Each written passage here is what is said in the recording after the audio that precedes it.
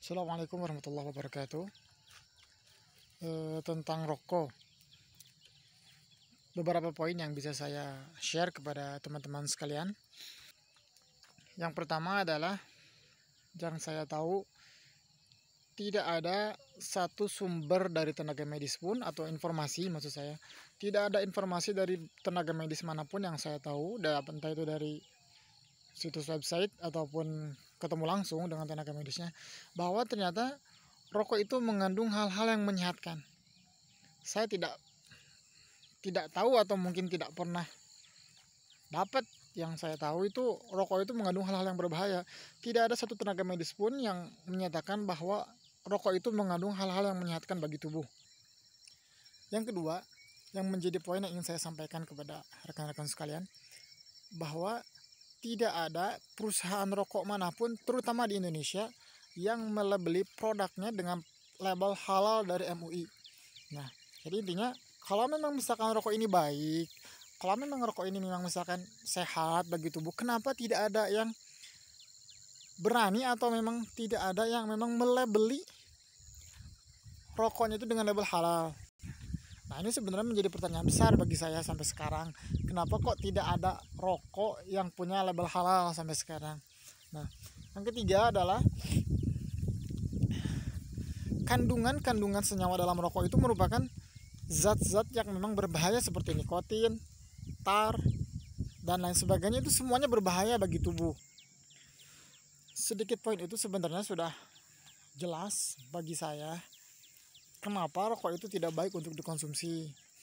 Nah, ditambah lagi, kalau kita cek Wikipedia tentang rokok elektrik di Amerika Serikat atau di negaranya Donald Trump, itu sudah mulai melarang peredaran rokok-rokok elektrik. Kenapa demikian?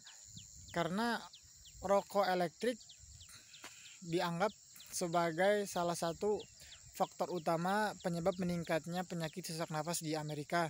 Selain itu juga masih dari sumber Wikipedia bahwa rokok-rokok yang beredar di berbagai negara itu semuanya adalah produk ilegal. Wallahu a'lam benar atau tidak, yang pasti itu yang bisa saya share dari Wikipedia. Terus berikutnya adalah banyaknya orang-orang tua yang merokok dan sehat itu sebenarnya tidak membuktikan bahwa rokok itu baik untuk dikonsumsi. Banyak orang yang berdalih tentang rokok itu bahwa orang tua yang sekarang umurnya udah puluhan tahun, bahkan udah tua renta dan masih merokok, mereka mengatakan bahwa rokok itu tidak buruk. Buktinya mereka sehat-sehat saja. Maksudnya mereka yang tua dan merokok sehat-sehat saja. Yang pertama yang harus saya kasih tahu tentang ini, komentar saya adalah yang pertama, di dalam Islam, poin penentu baik buruknya sesuatu itu bukan dampak, tetapi adalah kandungan. Ketika sesuatu kandungannya itu buruk, walaupun dampaknya ke kita belum terasa, maka tetap tidak dianjurkan untuk dikonsumsi. Contohnya khamar. Khamar itu kandungannya tidak baik untuk tubuh. Orang minum sedikit atau banyak, mabuk atau tidak, tetap khamar itu haram. Ketika seseorang merokok, dia terkena penyakit ataupun tidak, sebenarnya itu tidak menjadi poin halal atau haram, Pak.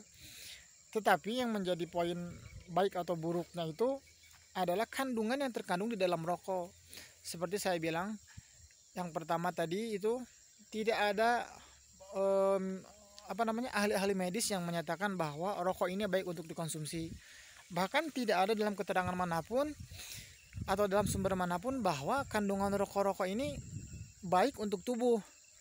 Dan kalaupun ada, maka perbandingannya sangat sedikit sekali dengan zat-zat yang buruk untuk tubuh. Bayangkan saja ketika ada seseorang yang memasukkan zat-zat yang beracun ke dalam tubuh, apakah orang tersebut disebut normal atau tidak? Walaupun ternyata zat buruk tersebut atau zat racun tersebut tidak berpengaruh bagi tubuhnya, apakah orang-orang tersebut bisa disebutkan normal? Kan tidak. Begitupun juga orang yang merokok, ketika zat-zat yang memang terkandung dalam rokok yang sudah jelas itu adalah merupakan racun bagi tubuh, dimasukkan ke dalam tubuh, walaupun seseorang itu tidak berdampak apa-apa, tetap rokok itu tidak baik untuk dikonsumsi.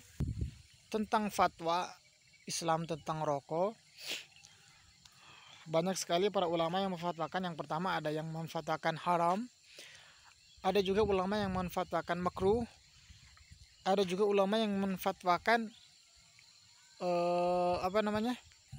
kondisional.